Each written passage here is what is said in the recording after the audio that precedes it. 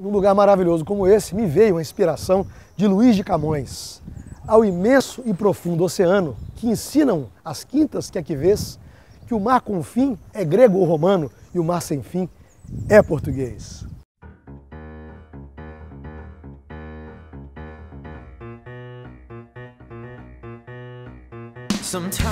Olá, amigos e telespectadores do programa Rolê Imobiliário.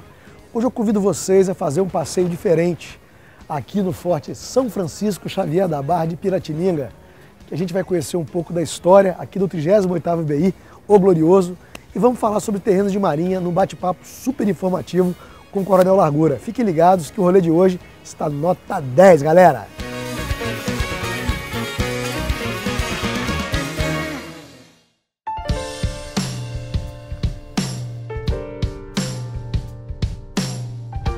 Estamos aqui na praia de Piratininga, aqui no 38º BI, uma prainha que me traz boas recordações, aqui que eu já participei de muitos triatlons, que a gente vinha nadando da Iames, chegava nessa prainha aqui, subia com a banda de música, pegava a bicicleta, ia para a Rodovia do Sol, voltava, corria, depois tomava uma grade de cerveja no final para comemorar. Aquilo tudo que ganhava, perdia.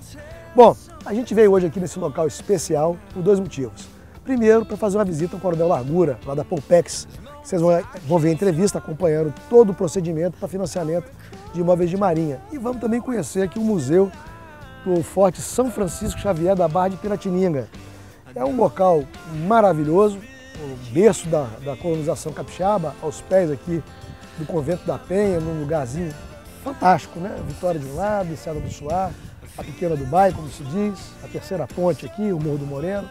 Enfim, reúne num cantinho só todos os cartões postais. E esse local, para quem não viu o primeiro episódio, tem uma pequena introdução contando a história que vale a pena conhecer um pouco da cultura e da história do nosso estado. O forte, conhecido como Forte de Piratininga, começou a ser construído em 1675, a mando de Dom Afonso VI, rei de Portugal. Quem na época era o capitão hereditário da capitania era Francisco Gil Eanes, que havia comprado de Vasco Fernandes César de Menezes, que não é o Coutinho. E a capitania não era hereditária coisa nenhuma, porque ele havia comprado por 40 mil cruzados da época. Vamos colocar a inflação em cima, vai dar uma grana legal. A obra começou em 1675, a mando de Dom Afonso VI, rei de Portugal. Demorou 30 anos para poder fazer. Parece até que a gente já viu esse filme antes, né? 30 anos o forte, 30 anos quase a ponte, né? E aí, em 1705, teve a invasão inglesa e holandesa, que a obra parou.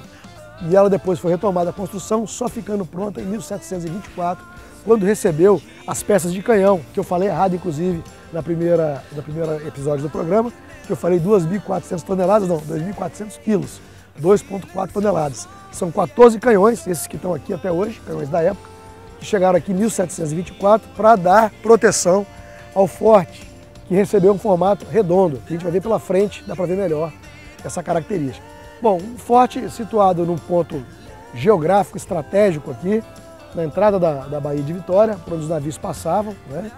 Aqui na região da Ilha do Boi, inclusive, em frente ao forte, que não tinha o forte na época, foi muito antes, da invasão de Thomas Cavendish, no século XVI, o pirata inglês que havia saqueado Santos, veio para Vitória, ele encalhou com os navios aqui na altura da Ilha do Boi, acabando com o elemento surpresa, a população se mobilizou e deu um sarrafo nele. E aí ficaram conhecidos pela valentia os capixabas. E Thomas Cavendish, que era um vilão, era mau, ele não aguentou o vexame e se matou. E o outro pirata que passou por esse canal antes do forte foi Peter Heinz, o holandês, que foi expulso pela meretriz Maria Ortiz. Bom, isso aí é história para quando a gente for de novo no programa do Centro, que a gente deve voltar em breve.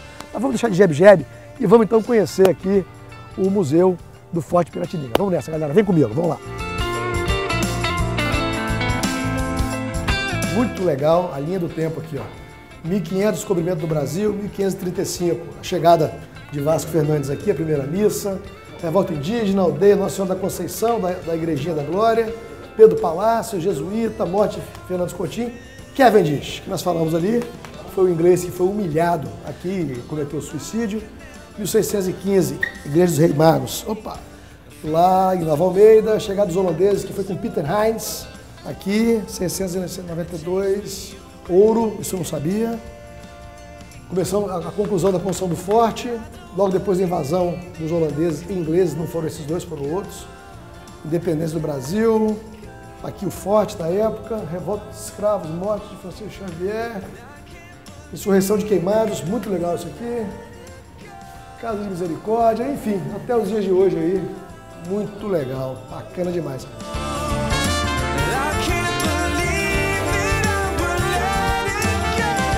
Pessoal, eu estou aqui com o Cabo Afonso, Prazer. que vai mostrar pra gente essa pérola da cultura capixaba, que nem muito conhecida por todos, né, Afonso? Exatamente. Como é que funciona aqui o museu, Cabo? Como é que as pessoas podem vir aqui? O funcionamento do museu é o seguinte, ele funciona nos dias de semana, né, de 9h30 da manhã às 11h30, tá? E na parte da tarde de 13h30 até às 16 horas. Tá? Certo. É só o pessoal estar ligando pra gente no telefone 3229-5117 para estar falando com a comunicação social. No caso, serei eu que vou atendê-los. Tá?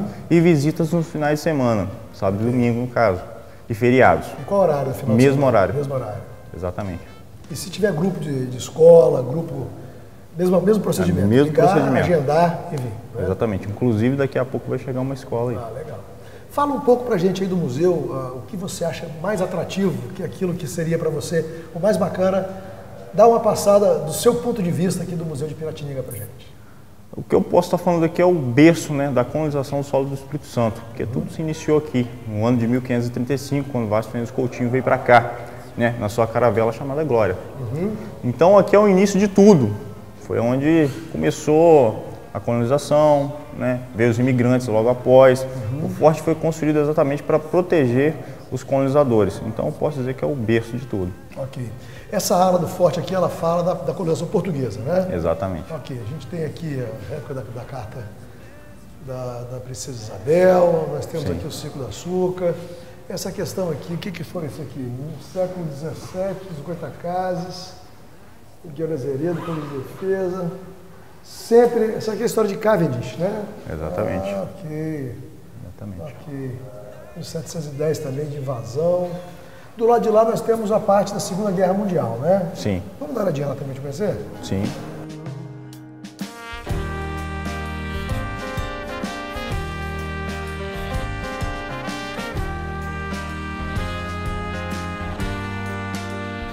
Aqui é a Sala Duque de Caxias, né? Conta um pouquinho sobre a Força Expedicionária Brasileira, participação do Brasil na Segunda Guerra Mundial, de 1941 a 1945. Em Monte Castelo, na Itália? Exatamente, não só em Monte Castelo, foi em Castelo Novo também. Itália também? Itália também. Okay. Ao todo foram enviados 25.334 soldados brasileiros para a campanha de Monte Castelo. Né? E como o Brasil era um governo fascista, né, o governo Getúlio Vargas, o Brasil se manteve neutro. Certo. Mas só depois que o navio mercante brasileiro foi afundado. Exatamente. Né? Aí o Getúlio Vargas declarou guerra em 1941, mas só depois de 2 anos ele decidiu enviar esse número de soldados para a campanha de Monte Castelo. E ao contrário do que as pessoas pensam, os soldados brasileiros lutaram muito na Segunda Guerra. Né? Às vezes pensam que foi para lá e tal, para fazer figuração, não, muito pelo contrário. Teve até recentemente um documentário do João Baroni, do Paralamas do Sucesso, que é um aficionado por história da Segunda Guerra Mundial, que até o Marcelo Neves trabalha conosco, está acompanhando o programa, ele viu e falou sobre isso que me chamou muita atenção. É interessante. Esses uniformes aqui, como é que é isso aqui? Bem, os 3 uniformes azuis, fardamentos azuis, foram utilizados na Guerra do Paraguai. Já esse bege aconteceu na Guerra de Canudos, que foi no Nordeste brasileiro, na Bahia, com a tentativa de invasão dos holandeses, dos corsários da época. Incrível. E esses armamentos aqui, o que se trata isso aqui? Bem, o maior é a metralhadora Brown M917. 1917? Exatamente. Né? Foi utilizada na Primeira e Segunda Guerra Mundial. Tá? Ok. Ela é refrigerada a água em um armamento coletivo. Então o soldado colocava água no recipiente, bombeava a água, devido ao grande poderio de fogo desse armamento. Certo. O cano poderia esquentar, né? Então a água fica aqui resfriando o cano. O vapor sai por aqui, o projétil sai por aqui. Um armamento usado por mais de uma pessoa. Né? Essa daqui é a .30. Né? É uma arma de grosso calibre, né? Exatamente. Foi utilizada na Segunda Guerra Mundial, refrigerada a ar. Ela tem um suporte, o cano dela tem um suporte de até 10.000 tiros. Ou tem a opção de trocar, né, o cano, quando ele esquenta demais. Mas o suporte dela é até 10.000 tiros. As duas lá da leve, né, .30 leve, também foram utilizadas na Segunda Guerra Mundial. Fuzil? Exatamente, fuzil leve Madsen. Né, .30 leve. E a do meio aqui é o Hotix, né? A beijo quente, que foi utilizado na Segunda Guerra Mundial pelos alemães. Beijo quente. Exatamente. Uma arma alemã. Exatamente. E esses são rifles isso? São rifles. Rifles, né? São rifles. Esse daqui, que é o mesmo que está ali, ó, é o Mosquetfall 762. Ok. Foi utilizado na Segunda Guerra Mundial pelo soldado brasileiro. É um armamento retrocarga, carregado por trás. O carregador dele é 5 tiros, né? Alcance de utilização 1.800 metros, alcance máximo 1.800 metros, alcance de utilização 600 metros. É onde eu vou atirar isso aí que eu vou acertar. E uma arma poderosa, né? poderosa. Uma arma de precisão. Né? Foi uma das melhores, né? Foi também utilizado na Segunda Guerra Mundial a espingarda Mauser Vergueiro, fabricação portuguesa, é aquela ali. O mosquetão Minié 1857 é o antecessor do Mosquetfall 762. Aquele mosquetão ali foi utilizado na Guerra do Paraguai e Guerra de Canudos. Tá? E a famosa Winchester. Winchester, né? Fabricação americana. Também esse é uma lenda, né? É uma lenda. Está avaliada hoje entre 40 e 60 mil reais por colecionadores. Poxa vida. E esse armamento aqui, bem antigo esse aqui, hein? É o mais antigo do nosso batalhão, século XVIII. Tá? Apesar de ser do século XVIII, foi utilizado por Vasco Fernandes Coutinho. É uma cópia, uma réplica. Né? É o barcamate inglês. É um armamento anticarga, carregado pela frente. Tá? Já esse daqui é a pistola padrão de cavalaria, século XVIII. Foi utilizado na Guerra de Canudos e Guerra do Paraguai. É anticarga. Aquelas que soca assim? Exatamente. Solta pólvora e tal. Exato. E aquela ali, ó, pistola padrão 2 canos, calibre diferentes. É um armamento retrocarga, carregado por trás. Por trás. Dessa mesma época também? Dessa mesma época, só que foi utilizado na Guerra de Canudos e Paraguai. Incrível, né, rapaz? Coisa, né? As pessoas moram aqui em Vitória e não conhecem. Em Vila Velha e Vitória não conhecem. E esses canhões aqui? São canhões de... são réplicas que foram utilizadas por Vasco Fernandes Coutinho. Olha só, rapaz. No navio dele. Lógico que a roda era de madeira, né? E o canhão era bem maior. A gente mandou fazer, né? Só pra... Eram canhões móveis, né? Essa aqui é a bala original, bem provável, né? Essa aí é a original. Seria para poder mostrar o calibre do canhão. Esse maior aqui é o lança-rojão, o M1A1. Né? Funcionamento dele, pilha alcalina. Né? Mesmo que os senhores utilizam em antenas ou em brinquedos. Né? As crianças utilizam. Coloca aqui, ó. Armamento anticarga, carregado pela frente. Né? Essa pilha gera uma faísca, né, quando acionado o gatilho, que vai acionar a espoleta aqui. Vai ocorrer uma pequena explosão, isso vai lançar o rojão. O rojão acionado por atrito, é um armamento antitanque. Olha só, rapaz, ele parece ser tão simples o funcionamento, a pilha e tal, mas é antitanque, né? Tem poder de fogo enorme, né? Poder de fogo enorme. Incrível. E aqui nós temos um soldado, um pracinha da Segunda Guerra Mundial da FEB, né? Exatamente. Com um uniforme típico, né? Tipo, peso aproximado do capacete 1 kg. Peso da mochila entre 30 e 40 quilos. Nossa, mãe de Deus. Tá? Esse fardamento aqui ele foi um pouco modificado, porque o combate na Segunda Guerra Mundial na Itália foi na neve. Né? Muito frio, né? Muito frio, exatamente. Abaixo de zero. Então, colocava-se ali o couro em cima do coturno. Né? E, por incrível que pareça, o fardamento é bem maior, né? Do que o soldado. Então eles colocavam panos de jornais dentro do fardamento e apertavam com aquele cinto NA ali, que é utilizado para colocar porta-carregador, cantil, né, coldre, o armamento dele. Então eles forravam com jornal entre a roupa para poder segurar o frio, hein? Exatamente. É a criatividade brasileira, até na perrengue fazendo a diferença, né?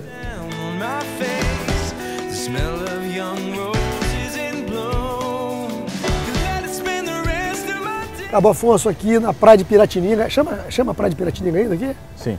A Praia de Piratininga foi o berço da colonização espírito-santense, ao contrário do que se pensa, fala que foi na Prainha, mas foi aqui. Né? E também onde surgiu o primeiro forte, o primitivo forte, exatamente aqui. Como é que foi essa história? Exatamente aqui. Bem, os portugueses chegaram aqui em 1535.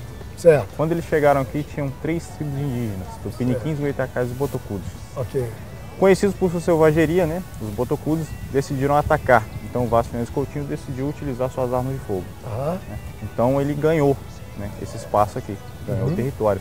Com isso ele teve a ideia de construir um fortim, né, todo de madeira, um círculo de madeira para proteger os 60 colonos que vieram com ele dos ataques indígenas e dos corsários, que eram os franceses, ingleses e holandeses. Ok. Né?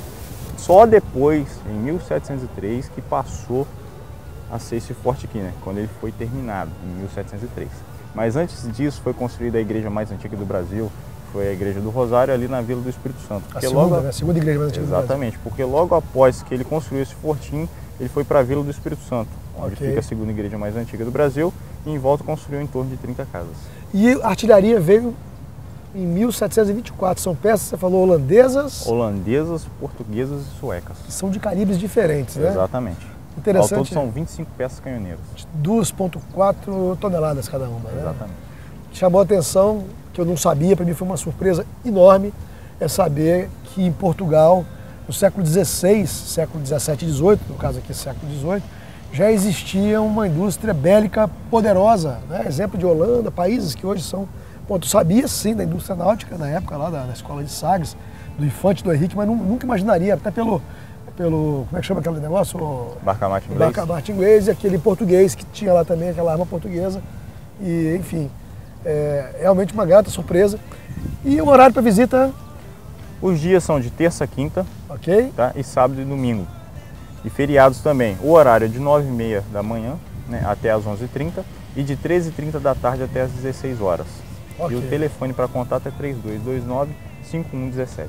Ok. Pessoal, prestigiem a cultura capixaba, visitem os monumentos do seu estado, não só aqui o Forte de Piratininga, como a Igreja do Rosário, como o Palácio Anchieta, como o Convento da Penha. O Espírito Santo é maravilhoso. Parem de reclamar e usufruam o que vocês têm em casa. Vocês estão perdendo. Cara, muito obrigado, ok? Nada. Vou agora pedir licença que eu vou lá bater um papo com o comandante Largura. Agora vamos falar de trabalho, ok? Valeu, obrigado mais uma vez. Nada. Vem comigo, pessoal.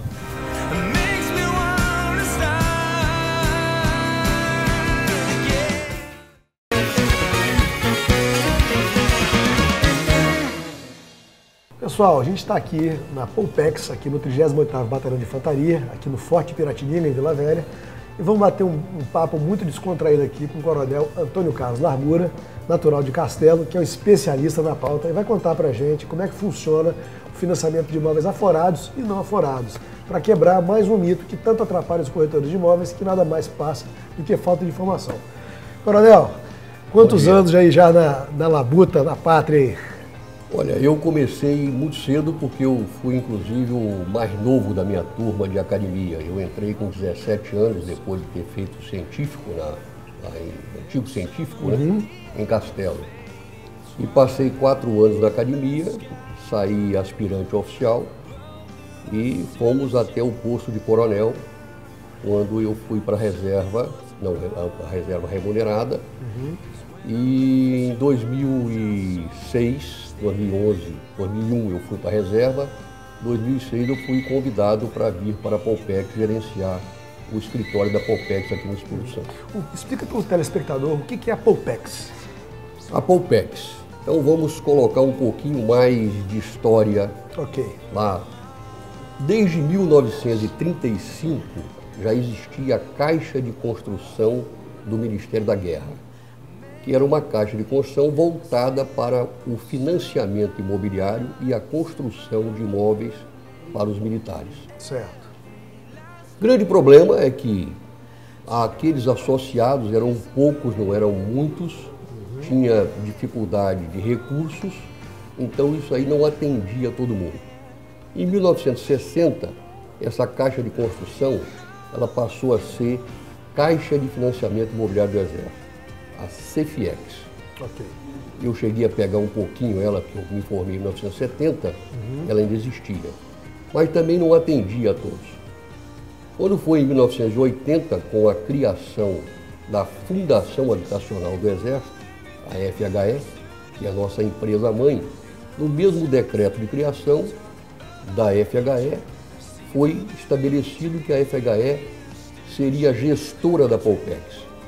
Quando houve aquelas primeiras, o início das poupanças, além da Caixa Econômica Federal, nós somos mais antigos, lembramos da poupança Morada, poupança Delfim, poupança várias outras, então também criou-se a Poupex.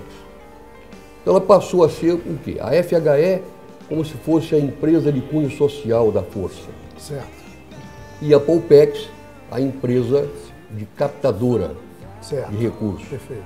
Então, a parte comercial seria. A parte comercial. Então, com o recurso de poupança, que foi lançado a Poupex, inclusive é até interessante dizer, que como nós não somos banco, nós tínhamos o Banco do Brasil, que era o nosso gestor contratado por nós. E a Poupex, ela é mais antiga do que a poupança ouro, 3 anos. Olha só. O Banco do Brasil começou com a poupança Poupex, 3 anos depois lançou a poupança ouro. Que legal, hein? Então, como nós fazemos parte do sistema financeiro da habitação, nós somos credenciados pelo Banco Central e temos então que atender essas condições do sistema financeiro, ou seja, 65% dos recursos de poupança tem que obrigatoriamente ser voltado para o financiamento É imobiliário. uma lei do sistema financeiro de habitação. Toda Isso, instituição financeira tem que ter 65%. Então isso é uma coisa que já existia já de muito tempo. Em 1964 foi praticamente reestruturado todo o sistema financeiro do Brasil, né? E criado o Banco Nacional da Habitação, o Sistema Financeiro Habitacional, o Banco Central, que foi criado inclusive naquela época, né? E com isso, logo depois, com o surgimento das poupanças, entrou a Poupex como uma poupança, diga de passagem, a única que sobreviveu daquela época para cá.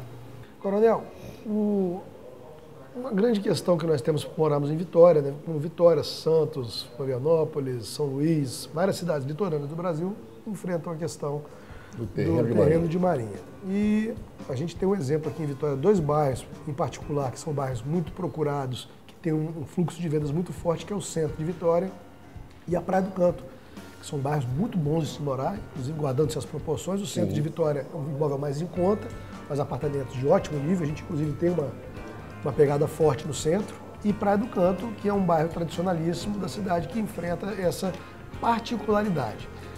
Muita falta de informação do consumidor, às vezes ele deixa de comprar um apartamento para ser financiado pelo fato de ele não ser aforado. E aqui é possível se fazer o financiamento. Como que funciona? É o que eu digo assim, os seus problemas foram resolvidos. Que ótimo. Não tem mais problema, não é?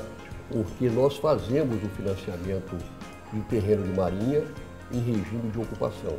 E quando ele é aforado, não tem problema porque o contrato é feito com alienação fiduciária, então qualquer banco faz. Agora, quando ele é de regime de ocupação, ele muda um pouquinho porque não pode ser mais um contrato com alienação fiduciária, tem que ser com hipoteca. E os agentes financeiros normalmente não fazem esse contrato com a garantia de hipoteca. Então nós fazemos. Ok.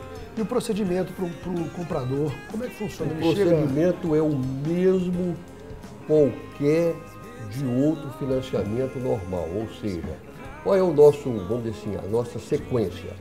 A pessoa vem até o nosso escritório, ou se ele quiser, ele pode entrar no site casapropriapoupex.com.br, ele pode fazer a simulação, ele pode fazer o download da proposta, dos documentos que vão junto à proposta, preencher, assinar tudo e trazer até nós, e a gente vai encaminhar para ser feito a primeira análise, que é a análise do valor de pagamento, a capacidade de pagamento do cliente. Comprometimento de renda. Comprometimento de renda e tudo mais. Então, primeiro passo é ou através do casapropriapoupex.com.br, ele particularmente, ou ele junto com o corretor, todos os corretores já estão sabendo praticamente desse site, vão fazer a simulação, verificar a sua capacidade, preencher e trazer. Ou ele pode vir pessoalmente ao nosso escritório, a gente faz a simulação, orienta, preenche e faz-se a proposta, que é o primeiro passo. Ótimo. 10 dias para se analisar a proposta e dizer assim, olha, você teve a capacidade comprovada, você vai receber agora uma carta de deferimento prévio. Ou seja, é uma carta que vai dizer o seguinte, você atendeu as condições, seu financiamento vai ser de X ao juro de tanto em tantos meses, e agora você vai pagar R$ 740 para se fazer a avaliação do imóvel, tem que pagar o engenheiro para ir lá avaliar, e recebe um dossiê onde vai ser apresentado toda a documentação necessária para daí continuar. Ele vai então pagar os R$ 740 mais a documentação necessária para fazer a avaliação. Enquanto está rolando aí a avaliação que o engenheiro está fazendo, está se colhendo todas as certidões necessárias para se incluir no processo. Dicas de passagem que, exceto a de protesto de títulos, você vai ao cartório, todas elas você recebe ali naquele dossiê uma informação de onde retirar essas certidões. Na internet vai lá e tira tudo. Bem prático, né? É bem prático. Você não precisa de nem colocar despachante para procurar documento nem nada. Na internet você mesmo pode procurar e achar e nos entregar essa documentação. Aqui nós estamos, para o telespectador saber, nós estamos aqui no 38º Batalhão de Infantaria, no Batalhão Tiburcio. Batalhão Tiburcio, né? Inclusive eu li a história do Tiburcio, que é muito interessante, na Guerra do Paraguai, muito bacana, né? O Glorioso, né? Que chama aqui o batalhão, né? Glorioso Batalhão Tiburcio. Isso aí, bacana. Coronel, acho que essa entrevista ela é de extrema valia no mercado. Eu acho que isso vai abrir um leque de possibilidades para muitas pessoas que já estiveram diante do imóvel dos seus sonhos e por falta de informação não fizeram o negócio.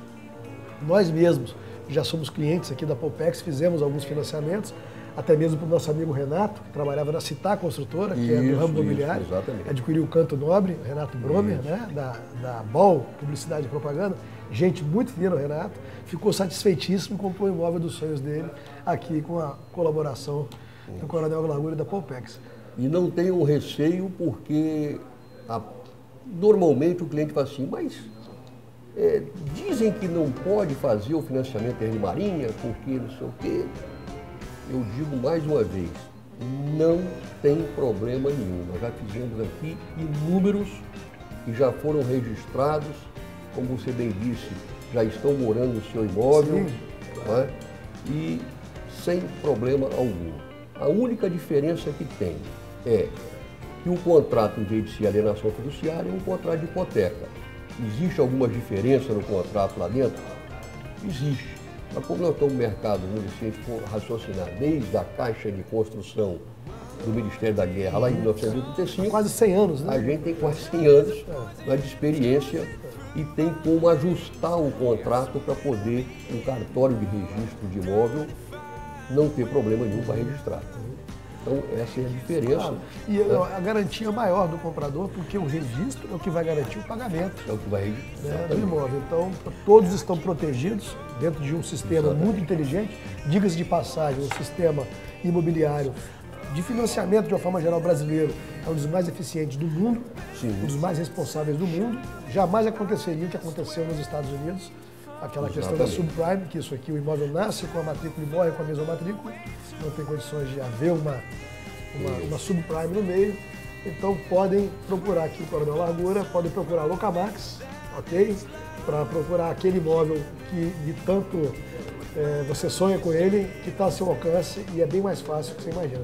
Queria agradecer aqui a oportunidade que o senhor nos deu, dessa informação que vai ser muito útil, não só para os compradores, também para os corretores de imóveis, para aumentar a clientela de todos os aspectos aqui do Coronel Largura e do Paupex de Vitória. Coronel, muito obrigado, viu, pela oportunidade. Nós aqui da Paupex, e eu falo em nome da Paupex com a sua sede que tem em Brasília, inclusive temos aqui, essa é a nossa sede lá em Brasília, não é? Esse quadro, hein? Nós estamos à disposição. O senhor pintou o quadro, inclusive, aqui, né? Está adiantando agora. Bacana. Então, nós estamos de braços abertos e à disposição, que uma das grandes diferenças nossas que nós temos é exatamente o atendimento. É a presteza no atendimento, é a possibilidade de dar todas as informações necessárias. Então, o cliente aqui ele fica à vontade, quando ele sai com aquela sensação de garantia que está fazendo um bom negócio e seguro. Sem falar do cafezinho da Dona Neuza ali, que é diferente também.